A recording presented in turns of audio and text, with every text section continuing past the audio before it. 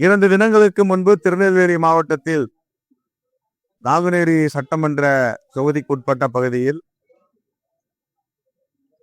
ஒரு கொடூரமான தாக்குதல் சமூக விரோதிகளால் ஏற்றப்பட்டிருக்கிறது. தமிழ்நாட்டை சார்ந்த உள்ளூர் பகுதியை சார்ந்த ஜான் மார்க் என்பவர் இறந்திருக்கிறார். ஒரிசா மாநிலத்தை சார்ந்த கட்டாரி என்பவர் இறந்திருக்கிறார். 2 பேர் மருத்துவமனையில உள்நோயாளியாக சிகிச்சை அளித்து வருகிறது. இது உண்மையிலேயே வருத்தப்பட வேண்டிய விஷயம். இப்படியெல்லாம் தமிழ்நாடு ஒரு அமைதியான மாநிலம் என்று ஒன்றிய அரசால் சான்றிதழ் வழங்கப்படுகிறது. பெண்கள் தமிழ்நாட்டில் மட்டும்தான் அமைதியாக வாழ முடியும் என்று பாஜக அரசு சொல்லுகிறது. ஆனால் இப்படிப்பட்ட ஒரு சில சமூக விரோதிகள் இப்படிப்பட்ட செயலில் திட்டமிட்டு ஈடுபடுவதால் இந்த தமிழ்நாட்டிற்கே ஒரு மிகப்பெரிய சங்கடத்தை ஏற்படுத்துகிறார்கள். ஒரு நல்லாட்சி நடந்து கொண்டிருக்கின்ற வேளையில் இப்படிப்பட்ட சமூக விரோதிகளை இரும்பு கரம் கொண்டு அணக்க வேண்டும், ஒடுக்க வேண்டும். இதுதான் எங்களுடைய கோரிக்கை. ஏற்கனவே சொல்லி இருக்கிறோம். ஜான் மார்க் அந்த மனைவி பேச முடியாதவர், காது கேட்க முடியாதவர், கண்ணகி 41 வயதாகிறது. அவருக்கு அரசு வேலை வழங்க வேண்டும். அந்த வாழ்க்கையில் மாண்பு முதலமைச்சர் ஒளியேற்றுவார் என்ற நம்பிக்கை இருக்கிறது. கோரிக்கை நேரடியாக பேசி மாண்பு முதலமைச்சரிடம் இதை பற்றி பேச இருக்கிறோம். கட்டாரி என்ற ஒரு ஒரிசா மாநிலத்தை சேர்ந்தவர். அவருடைய விவரங்களை தேடிக்கொண்டிருக்கிறோம். ஒரிசா மாநில காங்கிரஸ் தலைவருடன் பேசி இருக்கிறோம். அவர்களுக்கும் உதவி செய்வதற்கு நாங்கள் தகுந்த நடவடிக்கையும் ஏற்பாடும் செய்து வருகிறோம். காங்கிரஸ் கட்சியின் சார்பாக ஜான் மார்க் குடும்பத்திற்கு 5 லட்சம் ரூபாய் அறிவித்திருக்கிறோம். அதே போன்று தமிழ்நாடு காங்கிரஸ் கமிட்டி சார்பாக 5 லட்சம் ரூபாய் நிதி அளிக்கப்படும். எவ்வளவு நிதி அளித்தாலும் போன உயிருக்கு சமமாகாது, திரும்பி வரப்போவதில்லை. இருந்த போதிலும் அந்த குடும்பங்கள் எந்தவித ஆதாரமும் இல்லாமல் ஏழை எளிய மக்கள் வாழ்ந்து கொண்டிருக்கிறார்கள். அடிப்படையில அவர்கள் கொடுத்திருக்கிறோம். இங்கு உள்நோயாளியாக இருக்கின்ற ஜான்சன் மற்றும் நெல்சன் கணேசன், இந்த இருவருக்கும் உள்நோயாளியாக இருக்கிறார்கள். அவர்களுக்கு காங்கிரஸ் பேர் இயக்கத்தின் சார்பாக 1 லட்சம் ரூபாய் அளிக்க இருக்கிறோம். நாளை டிடி எடுத்து எங்களுடைய பாராளுமன்ற உறுப்பினர், சட்டமன்ற உறுப்பினர், மாவட்ட தலைவர் அளித்து நாளை வந்து இவர்களுடன் சேர்ப்பதற்கு ஏற்பாடு நடந்து கொண்டு இருக்கிறது. இது போன்று எந்த இடத்திலும் தமிழ்நாட்டில் சம்பவங்கள் நடக்கக்கூடாது. அப்படி இந்த நடவடிக்கை இருக்க வேண்டும். சாதி தெரியாத, இனம் தெரியாத, மொழி தெரியாத மக்கள் எல்லாம் தமிழ்நாட்டில் வாழ்ந்து கொண்டிருக்கிறார்கள். எங்கெங்க இருந்தோ வருகிறார்கள். வந்தாரை வாழ வைக்கும் தமிழகம் என்று சொல்லு. ஆனால் ஒரு சில சமூக விரோதிகள் இப்படிப்பட்ட செயலில் ஈடுபடுவதால் எவ்வளவு பெரிய சங்கடங்கள் ஏற்படுகிறது என்பதை நாம் அறிவோம்.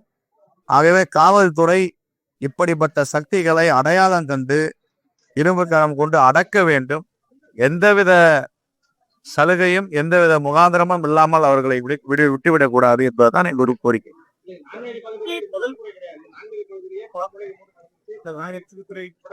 தொடர்ந்து நடப்பது வருத்தம் அளிக்கிறது. காவல்துறை இப்படிப்பட்ட சக்திகளை அடையாளமான வேண்டும். எங்கெங்கெல்லாம் இது ஏற்கனவே பதட்டமான பகுதி, எங்கெங்க பிரச்சனைகள் இருக்கும்போது இவர்களை ஆய்வு செய்ய சில பேர்லாம் வந்து சென்னையில பாத்தீங்கன்னா, இங்க சென்னையிலேயே இருக்கக்கூடாதுன்னு அங்க இருக்கிற சென்னை காவல்துறை ஆணையாளர் அருண் சொல்றார். பல ரவுடியில சென்னையிலே கிடையாது, மாற்று மாநிலத்துல போய் வசிக்கிறாங்கன்ற செய்திக்கு வருது. அதே மாதிரி திருநெல்வேலியுடைய மாவட்ட சரக காவல்துறை இப்படிப்பட்ட சமூக விரோதிகள், ரவுடி லிஸ்ட்ல இருக்கிறவங்களாம் பட்டியலிட்டு அவர்களை கண்காணிக்கவும், அவர்கள் இது போன்ற செயலில் ஈடுபடாமல் திருத்தி வாழ்வதற்கு ஏதாவது முயற்சித்து கவுன்சிலிங் அவர்களுக்கு ஆலோசனை வழங்க வேண்டும். இதுதான். எவ்வளவு வழக்குகள் போட்டாலும் இது தொடர்ந்து நடந்து கொண்டிருக்கு. முற்றுப்புள்ளி வைக்க வேண்டும். இதுதான் எங்களுடைய கோரிக்கை.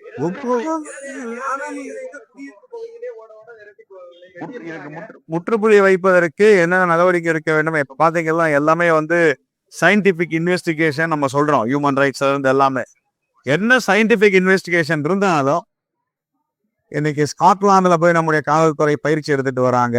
பல நாடுகளில் போய் பயிற்சி எடுத்துட்டு வராங்க. அந்த நாடுகள்லாம் வந்து எப்படி கையாளுறாங்க, அங்க குற்றங்கள் நடக்குதா, மக்கள் தொகையும் அதிகரிப்பு, மக்கள் தொகை அதிகம், கோடிக்கணக்கான மக்கள் வசிக்கிறார்கள். இருந்த போதிலும் இதுக்கு மாற்று என்ன என்பதை நாம் கண்டுபிடிக்க வேண்டும். இந்த ஆட்சியில இப்படிப்பட்டவர்கள் ஆயுதங்களை தூக்கினால் என்ன நடவடிக்கை பாயும் என்பதை நாம் இந்த இடத்தில் சொல்ல கடமைப்பட்டிருக்கிறோம். அதற்கான நடவடிக்கை எடுக்க வேண்டும். யாரும் இனிவரும் காலங்களில் ஆயுதங்களை எடுக்கக்கூடாது, அப்பாவி மக்களை தாக்கக்கூடாது. மாண்பு முதலமைச்சரை சந்தித்து நாங்கள் பேசவில்லை.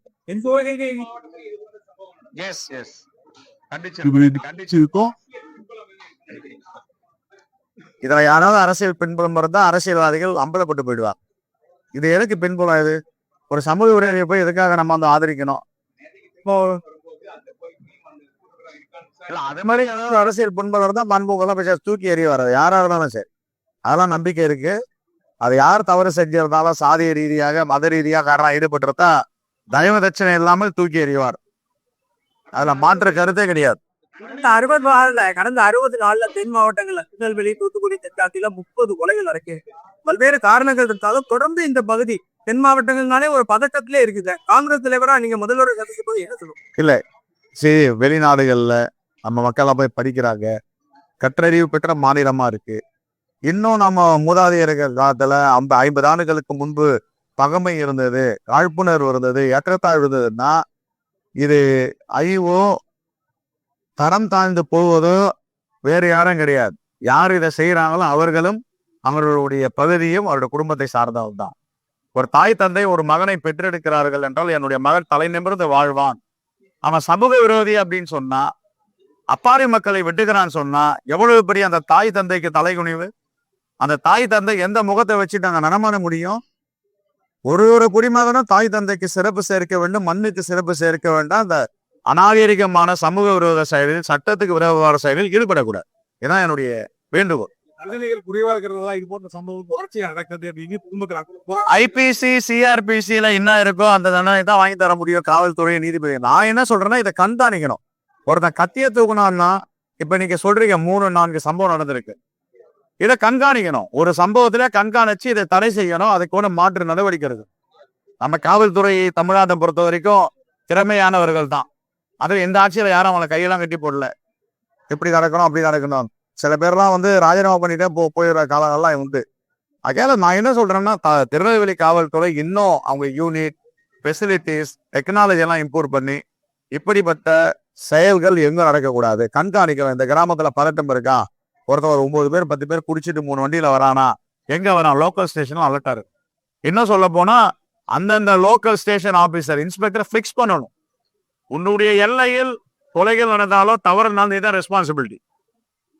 உளவுத்துறை அவங்க பிக்ஸ் பண்ணணும். இதான் எங்க வேண்டுகோள். கண்காணிக்கிறது இன்னும் தீவிரமா கண்காணிக்கணும். அங்க ஒருத்தன் நல்லா பைக்ல போறான், நல்ல மாதிரி இருக்கான், பேண்ட் ஷர்ட் போட்டிருக்கான், அவன் பார்த்தேன் அவன் அழகா இருக்கான், கத்தி எடுத்து போய் வெட்டுறான், அவன் தாயை வெட்டுறான், தந்தையை வெட்டுறான்னா என்ன காரணம்? அது இதுக்கு எல்லாம் காரணம் போதை.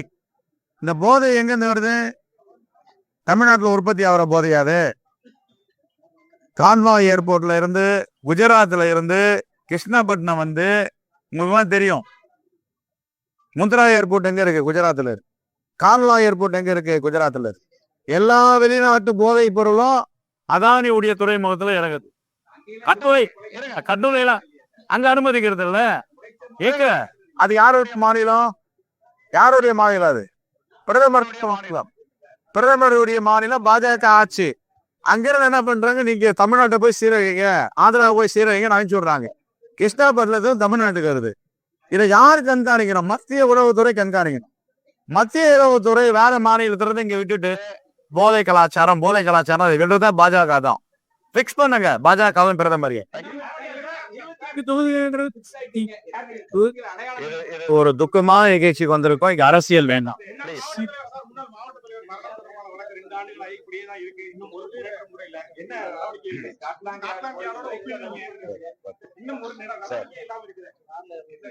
இதை சரியா தவறான்றது உங்களுக்கு தெரியும். நடவடிக்கை உங்களுடைய மாவட்ட போலீஸ் எப்படி நடத்துறாங்கன்னு தெரியும். இங்க இதை சரியா கண்டுபிடிக்கும்போது சிபிசிஐடி விசாரிச்சுட்டு இருக்காங்க. இதே சிபிஐ கேஎன் நேருடைய அண்ணன் கேஎன் நேருடைய தம்பி ராமஜெயம் நடந்துருக்காங்க. ஆட்சி யாருடைய ஆட்சி? திமுக ஆட்சி. இறந்து போனவர் கொலை உண்டவர் யாரு? கொலை செய்யப்பட்டவர் யாரு? மூத்த அமைச்சர், 3வது அமைச்சரா இருக்கிற அண்ணன் கேஎன் நேருடைய தம்பி ராமஜெயம். அதுலயே கொஞ்சம் சங்கடங்கள் இருக்கு. கிட்ட போறாங்க முடியல.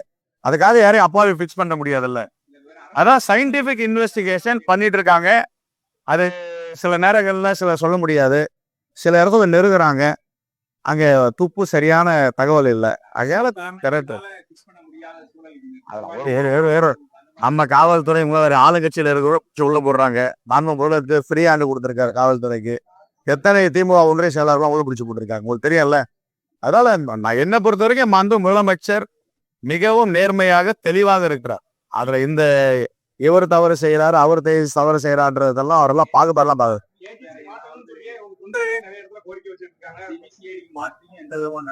சரி. நாங்க இப்போ காவல்துறை தலைவரிடம் பார்த்துட்டு இது என்ன நிலையிட்டு நீங்க சொல்றீங்க, எங்களுக்கான ஆதங்கம் இருக்கு.